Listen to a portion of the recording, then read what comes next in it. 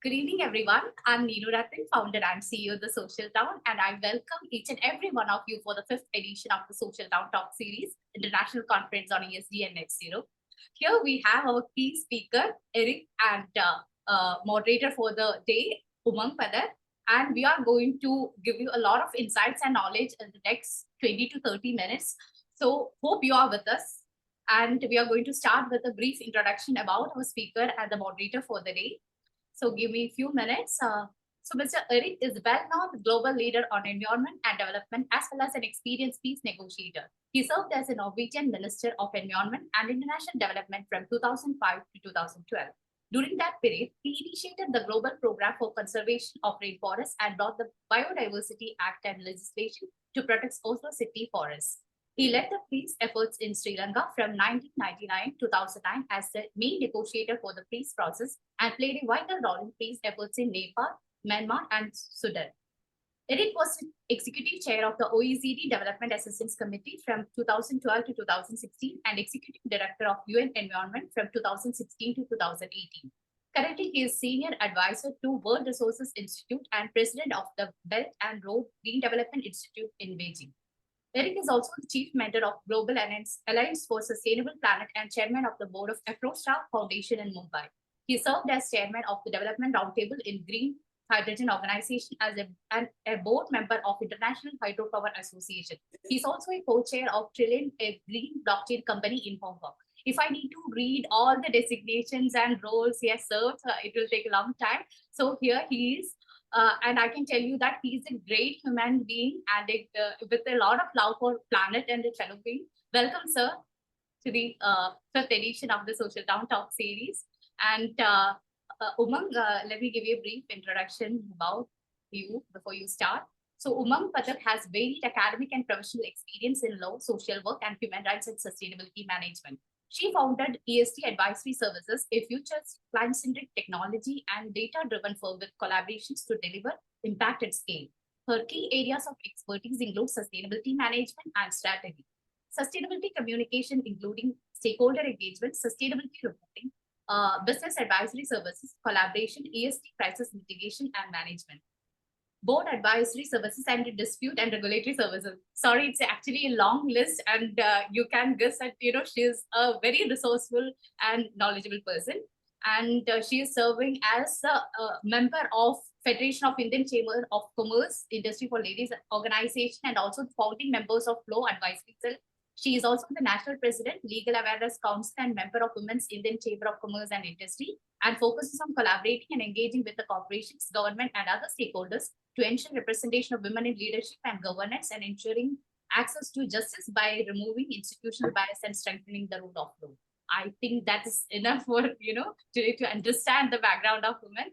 So I'm inviting Umang to start the conversation by setting the context. So we are going to discuss about the fight against climate change and how India can lead. So over to you, Umang. Thank you. Thank you so much. Firstly, what you are doing is commendable and bringing all stakeholders together to discuss on the most pertinent issues of current times that we are collectively facing.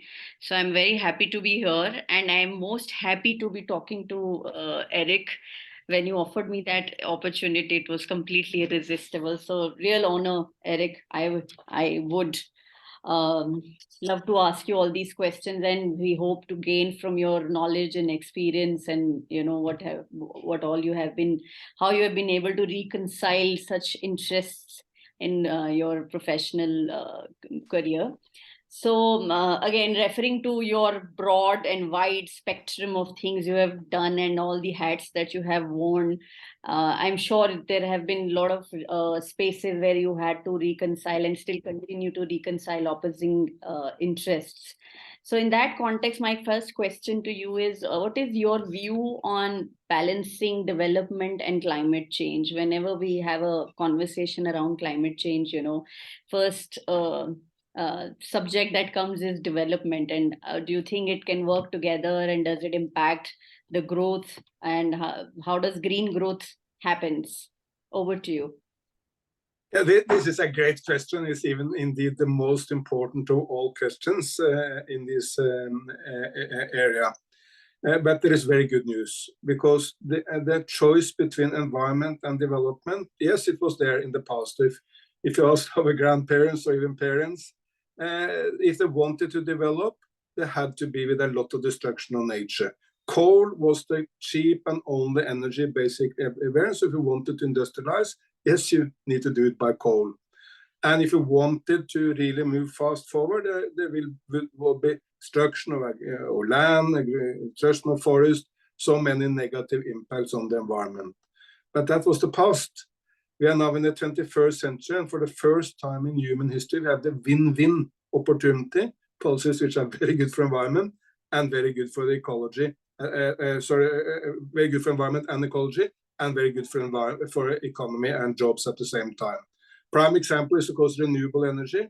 If you switch from coal to solar energy, not only do you pollute much less, so it's much better for our health, not only is it much better for Mother Earth because we don't create climate change, but it's also much better for the red lines of your company. You create more jobs, you save money on the state budget.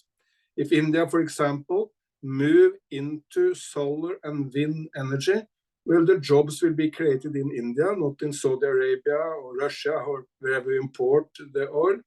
And the taxes will be, or the state budget of India will save a lot of money, which can much better be used for education or health. So it's really the win-win opportunity for the future, where we have all the technologies, all the policies, and all the finances needed to go green and create jobs and prosperity at the same time. Yes, that conceptually is something that we understand. And if you read our Indian, low carbon strategy, if you look at our Indian budgets, green growth strategy focus and a lot of development. And to just touch upon, before I ask you the next question, some numbers I thought, you must have known, but let me just say for our, benefit of our audience, that India is growing at 7%. It is one of the fastest growing economies. Apparently by the Climate Change Performance Index of 2023, it is one of the best performing countries among the G20 countries. It's among the top 10. And our energy, our focus on renewable energy is very well known. We are aiming to achieve 500 gigawatt in 2030. We are channelizing the Solar Alliance, how we are geographically and located. But the renewable energies are definitely which can be leveraged, and there is an focus to do that. But this transition will take time, and while we talk about various financing option, which we will discuss in the next question, but I just wanted to get your view on.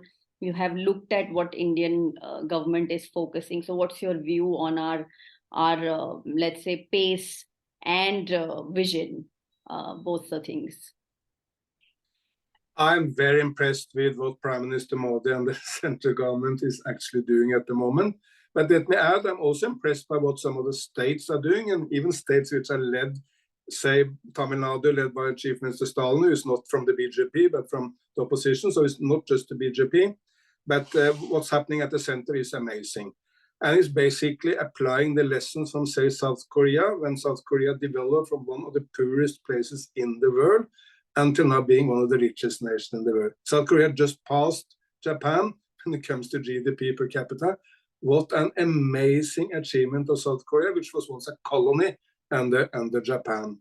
And what South Korea did was to create conditions for growth in their own economy. And through that, they created Samsung and Hyundai, and really trademarks which are people are envious of over the entire world. What Prime Minister Modi is now doing in India is a lot of the same. Launching missions.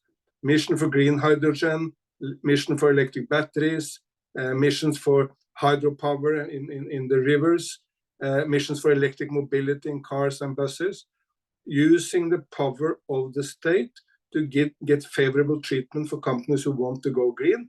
I ask everyone to do it, but give favorable treatment to some companies to drive the green economy.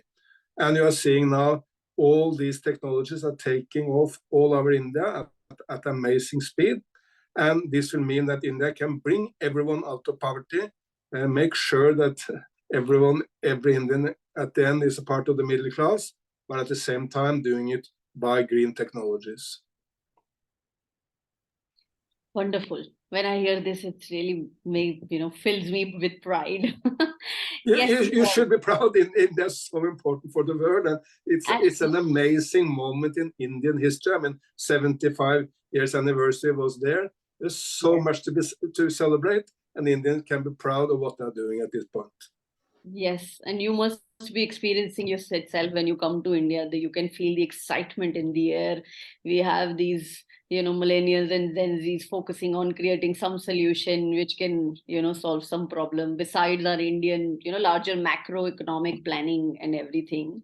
So before I move on to startups and innovation and technology, I wanted to know if you can throw some light on, and maybe in your experience or comparable to other jurisdictions, where is the main source for climate financing is? Is it public, private, or financial sector institutions? How? I would like to know how we can fund.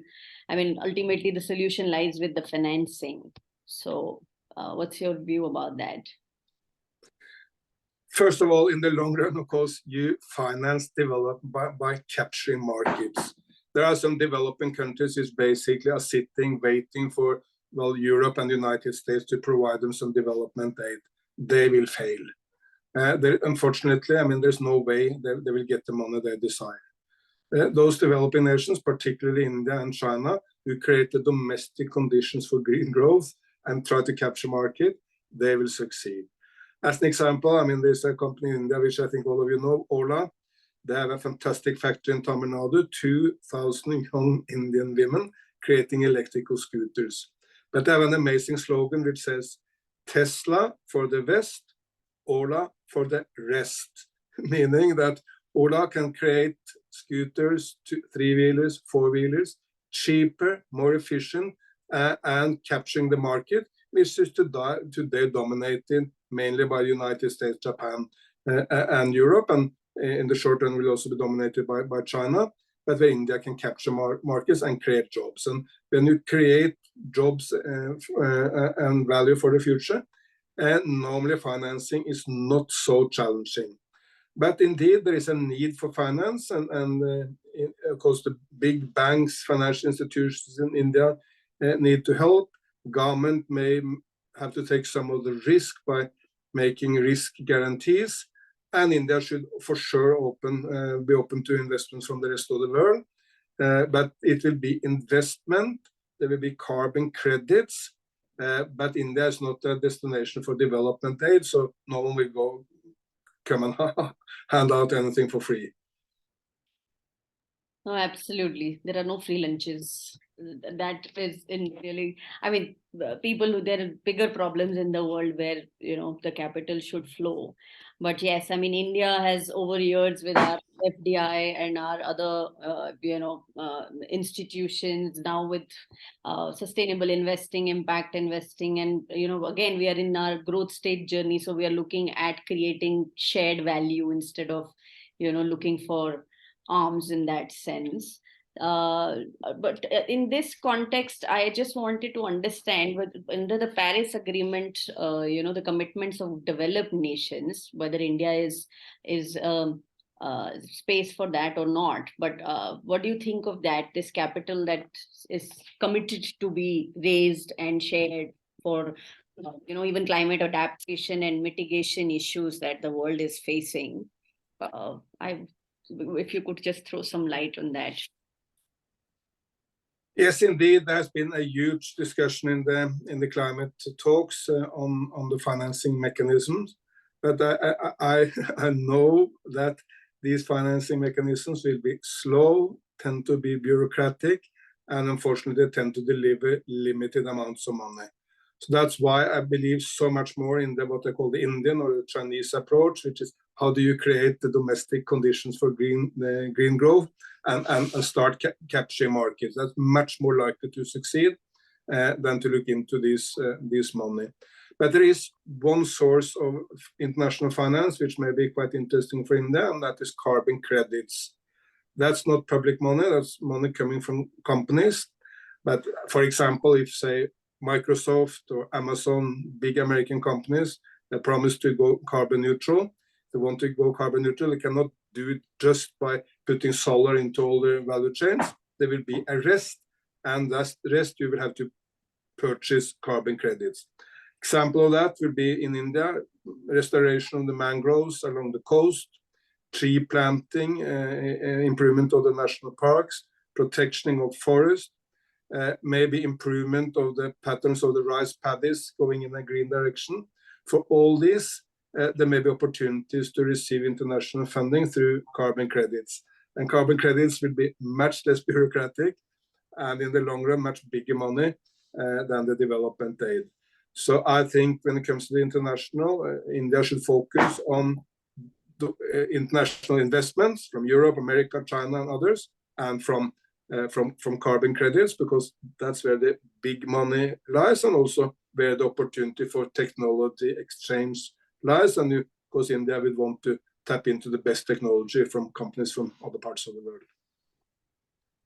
That's wonderful. Actually, you answered my next question that I wanted to understand. And if you could also give your insight into projecting how this market will evolve in next few years, because India definitely is looking at carbon market, which is why our budget focus is also on, you know, mangroves and coastal areas and wetlands, and market anyways is evolving in leveraging all sorts of existing domestic financing options such as CSR allocation that we have towards these kind of carbon sequestration projects.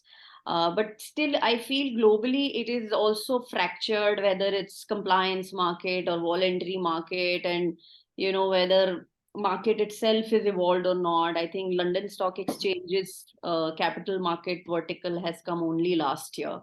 So where do you think we will be able to organize this? And of course, the carbon registries, their compatibility. So, you know, there's a lot of complications in that space. So if you could just, you know, share your insight on this. No, I mean, absolutely. There are two sorts of carbon markets. One is the carbon markets within, say, the European Union. China has got a domestic carbon market, and western parts of the United States with Canada has also made a domestic carbon market where you can trade carbon within that market. That's now working fairly well in Europe. It's in a bit earlier phase in China, but I'm sure it will work well in China also. And India may consider something similar, because these will be regional. There will be not one global one, but of course India is such a big market and soon to be the most populous nation in the world. So India may at some point consider a domestic market, trading market like that. But the other is the voluntary carbon markets, where companies who promise to be carbon neutral will pay for carbon credits. It's hardly likely that there will be any global rules for this, which are setting negotiations between the United States, China, India, and everyone else. That will be very, very hard. So I doubt we will see global rules, but we will see this voluntary carbon market, and there'll be a lot of money in it, because basically every company in the world of any size have now promised to be carbon neutral. And if you are an airline, there is no way you can be completely carbon neutral by air fuel. Maybe in 20 years, aircraft can run on electricity or green hydrogen, but not now. So if an airline wants to be carbon neutral, they need to buy carbon credits, and that can be restoring the mangroves of Andhra Pradesh, reforesting Tamil Nadu, protecting the national parks of Madhya Pradesh. There are many, many opportunities for India to tap into these markets. But there will not be one rule for the world. There will be criticisms from NGOs who say that this is not good enough. Yes. But still, it will make a lot of money available for good green projects. Yeah, that one thing I find very, very exciting and hopeful. I mean, we have to be practical about the fact that these, you know, most carbon intensive industries and how we have been living and, you know, how our institutions are, it's not going to change overnight.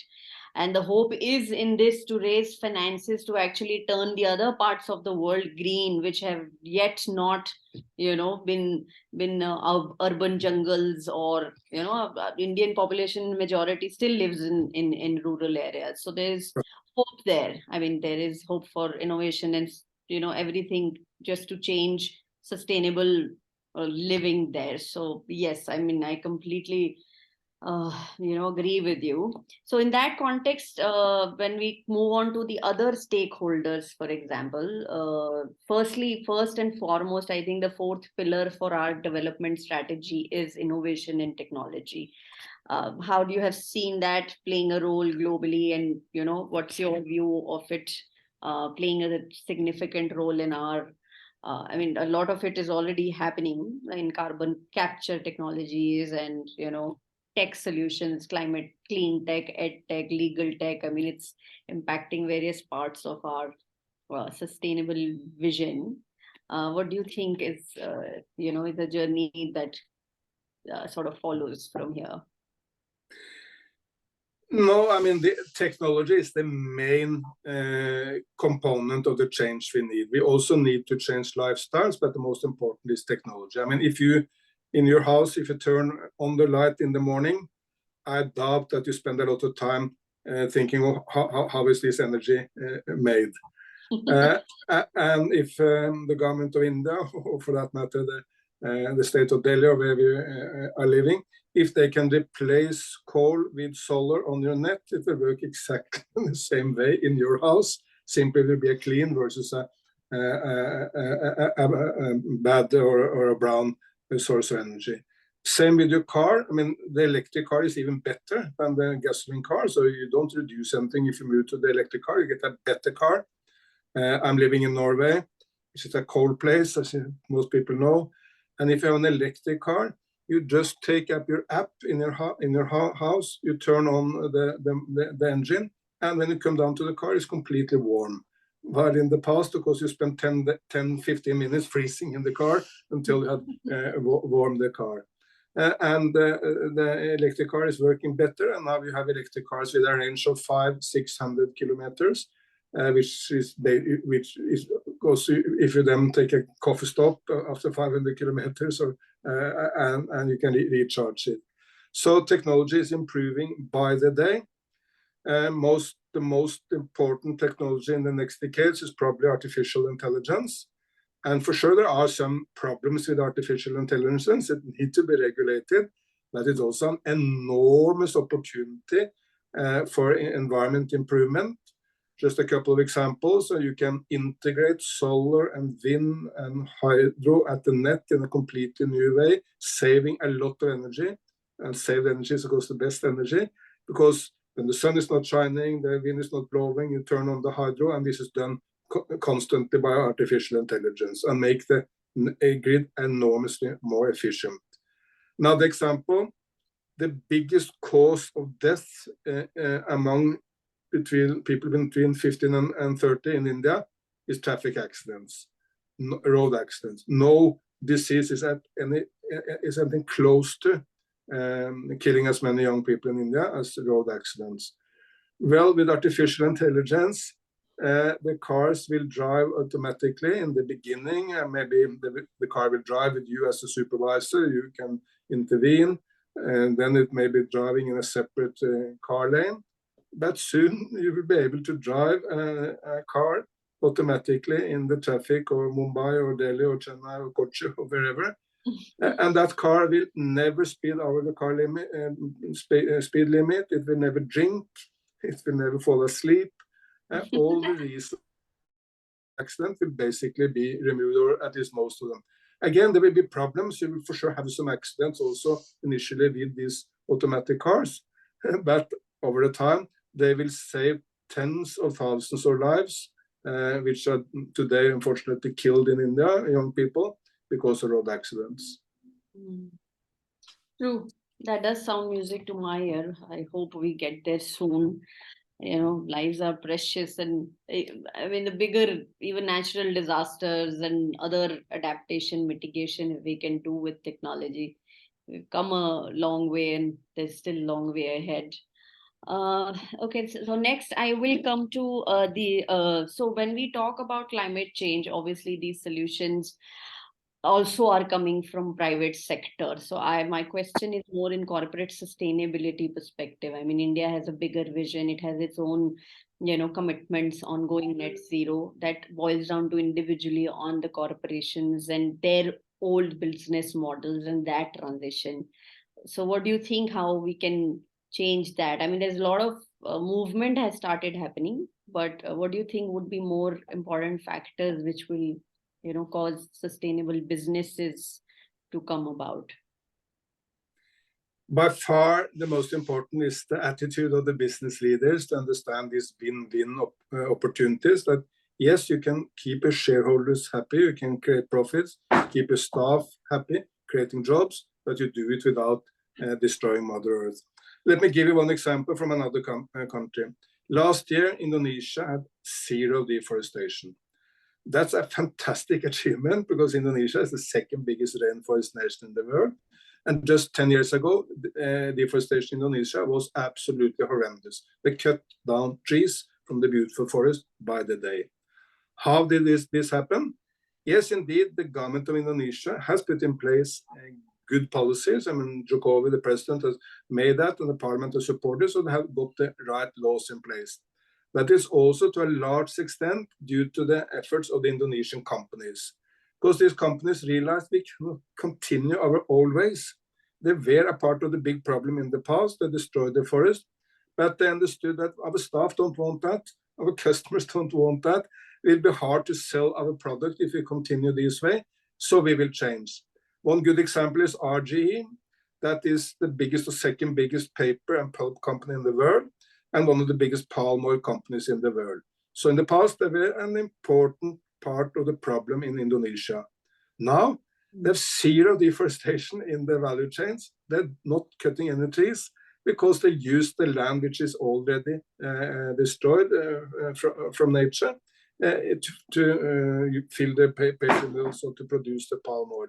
And adding, they're also taking one step forward and saying, our company, will be a main protector of the rainforest in Indonesia.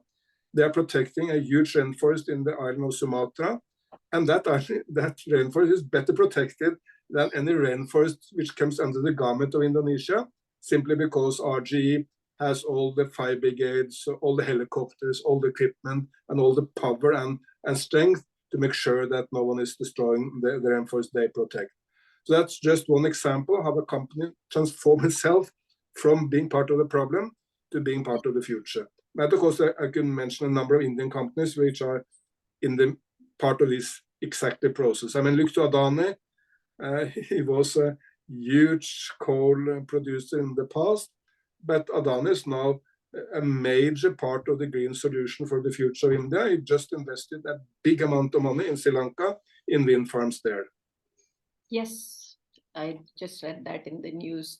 So even Reliance is focusing on hydrogen and, the alternate fuels and everything. And as in the context of saying the transition has to begin somewhere, but, how soon we get there is another,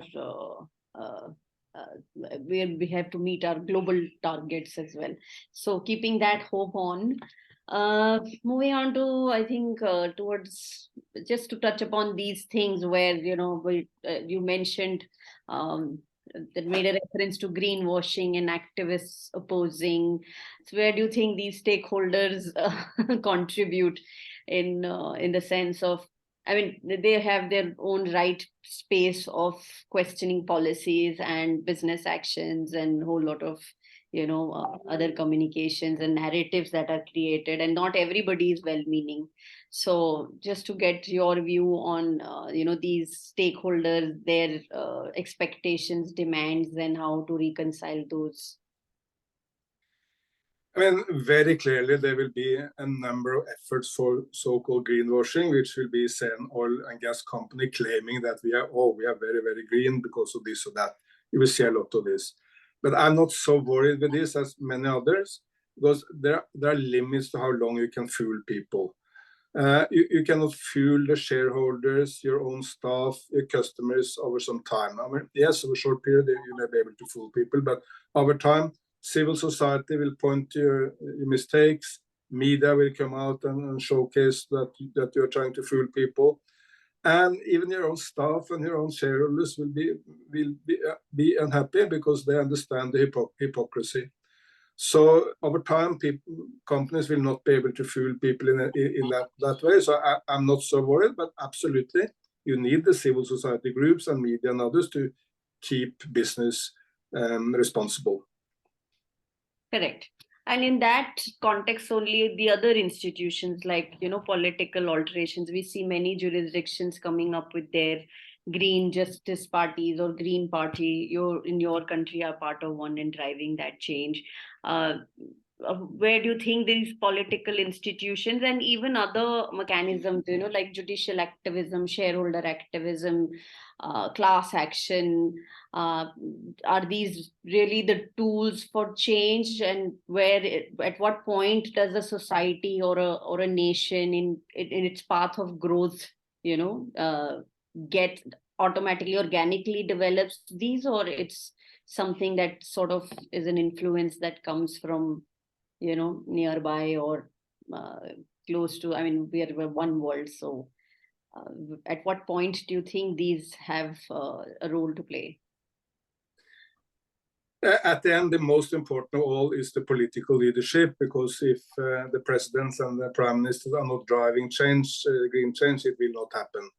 But I think we are largely in a fortunate position. As I said earlier, Prime Minister Modi is a major driver of green development in India, but so is President Xi in China or Biden in the United States. And a couple of months back, Brazil elected Lula, a really dedicated environmentalist, as the new president of Brazil, which is the biggest rainforest nation in the world and one of the biggest nations in the world overall. So we have a good number of decent green political leaders. But for sure, I recommend to everyone, wherever they are, in whatever nation they are, to vote for green politicians, to support green politicians, and also to stand up young people to run for office if they want to go green, and to write in articles, engage themselves in tree planting or putting solar power on the roofs of the university, whatever it may be. Because all these activities are also putting pressure on the political leaders to get it right. You mentioned judges. Last week I was in Brazil with Judge Benjamin. He's one of the members of the Supreme Court of Brazil. And he's an absolutely dedicated environmentalist who's spent his life using the laws of Brazil to push green developments in that fantastic nation. And of course in India, we also have seen a lot of activist judges who's using the bar as an opportunity to promote green developments in India. Oh, yes. For decades now, I mean, our whole public interest litigation as a right started from there. I mean, starting from our constitution, I mean, protecting environment and improving it is not only states' responsibilities, our citizens' duty as well. So, from there to judicial activism, we have a national green tribunal, we have very progressive laws. I mean, it is definitely in our framework of governance, and how, and of course now we have life as this, and how the society in general is working towards sustainable habits. I think I'll stop here. We have taken quite enough of your time, and this has been absolutely insightful, inspiring, and hopeful conversation.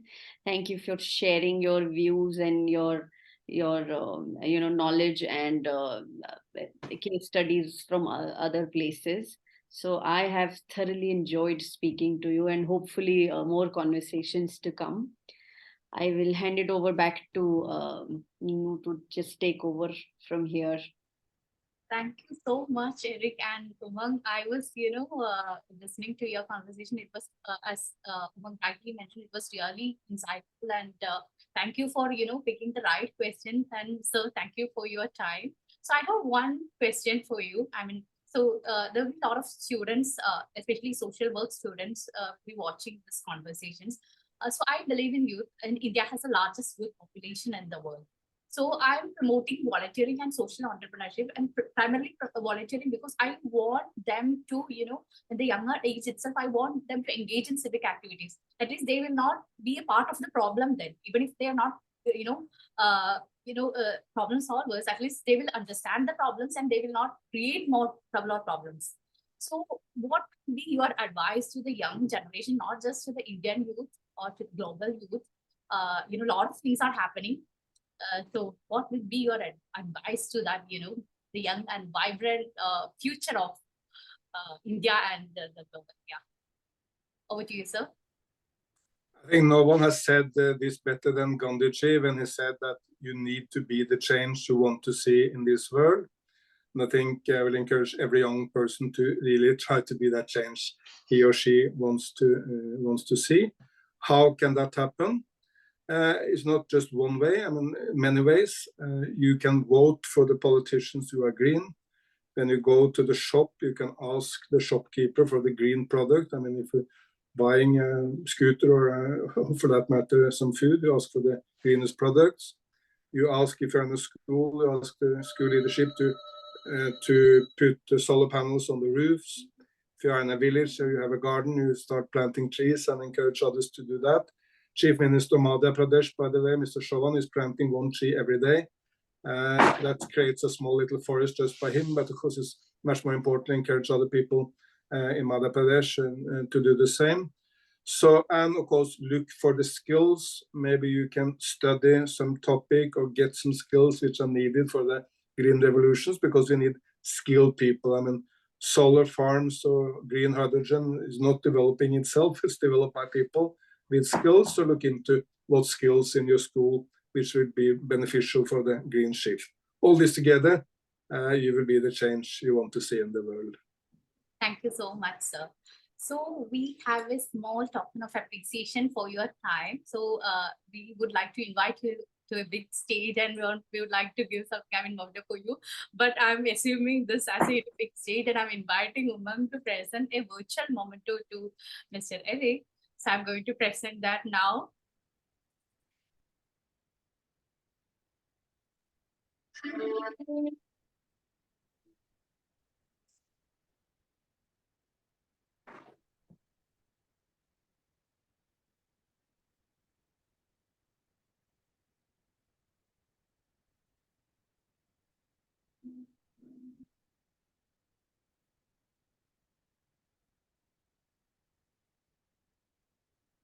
Again, thank you so much for being here, giving us time, sharing your views and your knowledge, your experience with us. Has been very beautiful conversation. And thank you for giving this opportunity to me. So happy to be here, and hopefully more times to come. So I would like to start with a note. So if we all come together and work together, there is no limit to what we can achieve on planet Earth. This is a quote by our own hero, key speaker, Eric. Thank you so much for everything you do for our planet and our fellow beings. We really appreciate it. And we pray for your health and everything, let God give you more strength to do more good things in the future. Thank you so much, sir, and thank you, Umang, for this wonderful work. I'm stopping this conversation. Thank you. Thank you.